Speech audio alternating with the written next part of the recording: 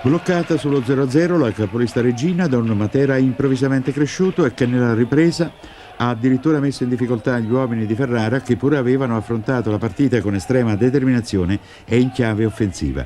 Gli azzurri materani però hanno ridimensionato le velleità di Passiatore e Mollica.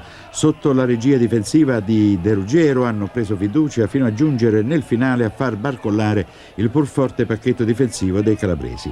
I momenti più interessanti della partita. Si è cominciato con De Rosa, colpo di testa a lato.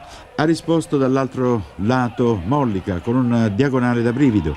A seguire le proteste degli azzurri per un mani di Poli in area, considerato però involontario. Alla mezz'ora non si intendono Passiatore e Mollica su un veloce contropiede. Poco dopo, vicinissimo al gol il Matera con Bartolelli e palla sull'esterno della rete. Applausi per De Ruggiero per una grande giocata in anticipo su Mollica. Ripresa, Matera più aggressivo e lunghi periodi di superiorità territoriale. Su calcio piazzato di D'Ermilio, Morciano sventa con qualche difficoltà. Palla buona per Bressi in piena area, ma tiro sbilenco.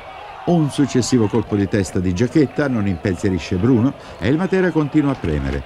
Bella azione d'Ermilio De Rosa, ma a Toledo manca l'aggancio nell'area di porta. Finale tutto dai padroni di casa. I calabresi non hanno altro traguardo che lo 0-0 a questo punto, prima sorpresi e poi soggiogati dal miglior Matera dell'anno. E ascoltiamo il commento di un ex del Matera, Nicola Chiricallo.